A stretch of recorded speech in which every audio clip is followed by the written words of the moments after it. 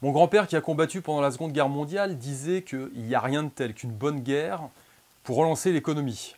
Alors évidemment, il soulignait le caractère opportuniste de la chose. Alors évidemment, pas opportuniste à son niveau, hein, rassurez-vous, mais plutôt au niveau des dirigeants, au niveau des hommes politiques. Hein. Et moi, j'ai envie de faire le parallèle avec la crise du coronavirus.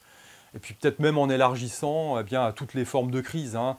Tout simplement, quand on est homme politique, il ne faut pas laisser passer l'occasion d'une bonne crise. Parce qu'en surfant dessus correctement, on arrive à faire passer tout un tas de trucs qui ne seraient pas passés en temps normal.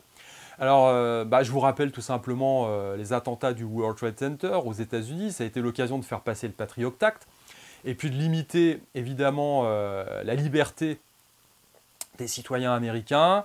Quand on observe en France les attentats islamistes sous Hollande, alors là, c'était du pain béni aussi, parce qu'on a fait passer tout un tas de trucs, les lois liberticides, les lois de surveillance, etc. Derrière, on organisait une petite bouffe avec les copains, et puis on se reprenait plusieurs points d'avis favorables dans les sondages. Donc c'était tout bénef. Hein. Alors évidemment, la crise du coronavirus en France, oui, c'est les retraites, le 49.3 qui passe, et puis les mouvements sociaux qui sont jugulés. Vous pouvez aller voir des matchs de foot, ça, il n'y a aucun souci, mais par contre, vous réunir dans la rue pour manifester, ça, c'est plus possible. C'est pour votre bien, c'est pas bon. Donc bref, en fait, toutes ces crises-là sont toujours l'occasion derrière de tirer des bénéfices directs. Alors la crise du coronavirus, moi, j'ai toujours un souci par rapport à ça, parce que quand on regarde les chiffres, quand on voit les morts effectifs, etc., je trouve qu'il y a une forme de propagande surdimensionnée par rapport aux effets directs. Enfin, je veux dire, 100 000 infectés à peu près dans le monde. Pour l'instant, 3 ou 4 000 décès, ok. Je pense qu'il y a bien 3 000 Pékins qui meurent en traversant la route tous les ans, même dans un pays comme la France. Bon, évidemment, si on se place d'un point de vue du gars qui va choper le truc et puis qui va y passer, oui, ça vous fait une belle jambe, ces analyses. Mais en attendant, sans entrer dans un discours complètement, on va dire, complotiste, il y en a qui disent oui, ça a été mis en place exprès, etc. Moi, je ne vais pas jusque-là, je n'ai pas de preuves, je ne suis pas allé jusque-là. Tout simplement, je regarde juste les chiffres, je regarde le niveau de propagande qu'il peut y avoir, et je regarde les conséquences. Et je m'aperçois qu'avant, il y avait bien d'autres problèmes qui allaient engendrer une crise boursière, un krach boursier, comme on connaît en ce moment. Et puis, c'est quand même bien commode, parce que quelque part, on se dit, oui, grand marché baissier, certes, mais bon, c'est pas de notre faute. Vous voyez, il y a le coronavirus, et ça touche tout le monde. Donc, je me dis, cette crise, elle sert quand même des intérêts. On est en pleine élection américaine.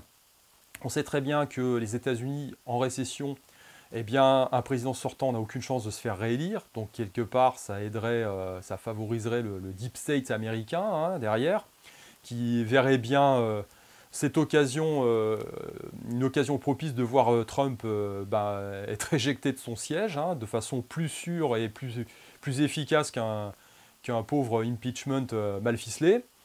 Vous avez les Chinois derrière, évidemment, la trade war avec Trump, c'était pas cool. Donc là, s'ils ont un politicien, on va dire, professionnel, comme on a l'habitude de nous en sortir du chapeau, c'est plus facile à traiter avec. Donc effectivement, cette crise, elle pourrait bien servir certains intérêts. J'ai envie de voir, moi, autre chose derrière. J'ai observé qu'aujourd'hui, on est le 10 mars. Hier, évidemment, les marchés ont ouvert en gap, les marchés financiers. Et puis, il y a eu un gros crack sur le pétrole. Alors, l'événement intéressant derrière, c'est que, Poutine, donc les Russes, n'ont pas réussi à s'entendre avec les Saouds. Eh oui, parce que là, il y a une sorte de bras de fer qui s'opère. Et puis, à mon sens, d'un point de vue de l'art de la guerre, Sun Tzu, relisez Sun Tzu, je trouve que Poutine a joué un coup magistral, parce que ça fait quand même un moment qu'on l'emmerde, à tout niveau. Et puis, j'ai l'impression qu'il a attendu son heure. Et là, pour le coup, en disant, non, moi, je joue pas la partie selon les règles qu'on veut bien m'édicter habituellement. Non, on continue à produire, et puis on peut même vendre à perte. On peut même vendre avec, je pense qu'avec un coût du baril à 20 $, il peut continuer à vendre. Alors, ce qui n'est pas du tout le cas des Saouds, évidemment, et puis encore moins le cas des gros producteurs de pétrole non conventionnel américains, parce qu'on sait très bien que c'est pas rentable, ça coûte cher d'extraire ce pétrole.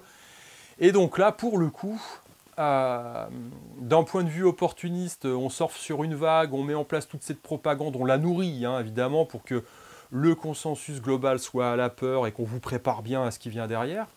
Mais là, il y a comme un grain de sable dans la mécanique.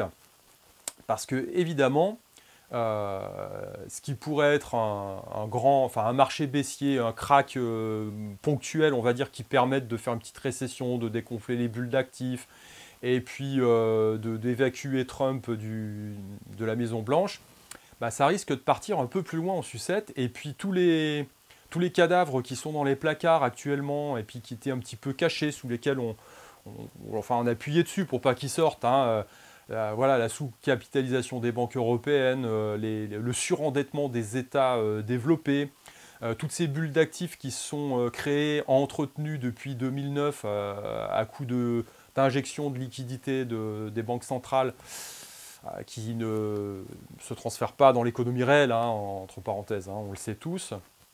Bah là, pour le coup, ça risque de ressortir et ça risque de faire boum et ça risque de faire mal.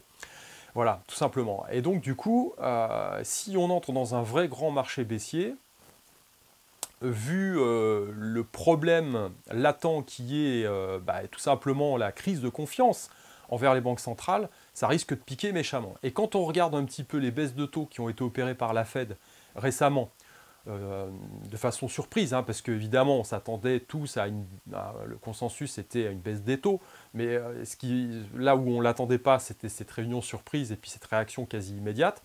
Maintenant, la réunion qui doit avoir lieu, qui est inscrite au calendrier, hein, la réunion du 18 mars de la Fed, le consensus général s'attend également à encore une baisse de taux. Et je ne sais pas si vous regardez un petit peu les marchés financiers, mais ça n'a pas eu un gros impact, hein, parce que pour le coup, ça respire un peu, voilà, mais en même temps, ça continue de baisser, tout simplement. Donc ce qui représente pour moi cette crise de confiance qui commence à s'installer, c'est-à-dire que les opérateurs se disent non, on va peut-être quand même récupérer du fric, parce que ça risque de craquer un peu plus, voilà. Donc, derrière, je pense qu'il faut faire attention, parce que si c'est une crise de confiance envers les banques centrales, et cette crise de confiance, elle va se manifester de cette façon-là, hein, tout simplement, les gens vont retirer les gros opérateurs vont retirer leur fric des marchés financiers. Derrière, on risque d'avoir un gros reset monétaire, parce que le crack qu'il y a eu sur le pétrole, c'est loin d'être anodin, et si en plus Poutine ne joue pas la partie, comme ce que nos élites, hein, de l'ombre souhaiteraient qu'il la joue, et bien là, ça risque de tanguer méchamment. Voilà. Alors je ne sais pas ce que vous en pensez. Donnez-moi votre ressenti. Encore une fois, je ne me suis pas positionné du tout sur la crise, la véritable crise sanitaire, hein. On va voir comment va se développer ce virus. Est-ce qu'il risque de muter? Est-ce qu'il risque d'être plus violent que ce qu'il est pour l'instant, hein? On n'en sait rien. On n'en sait rien de toute façon, hein, très clairement. Maintenant, à l'heure actuelle, moi j'observe que toute cette propagande qui se met en place, eh bien, elle me paraît vraiment disproportionnée par rapport à la réalité du truc, hein. C'est tout. Je veux dire, moi, je me méfie, hein, lors de la première guerre du Golfe, hein, le soir, il fallait allumer la télé, regarder le spectacle pyrotechnique, attention.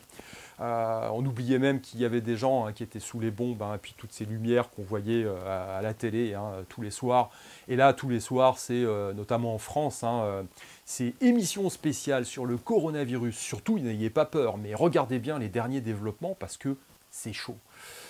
Voilà, quand c'est comme ça, moi je me méfie et je me dis, derrière l'écran de fumée, parce que écran de fumée il y a, hein, au-delà de la dangerosité de ce virus avéré, hein, qu'est-ce qui nous pend au nez derrière? La question reste posée, les scénarios restent à être écrits encore, hein. Allez, je vous dis à plus.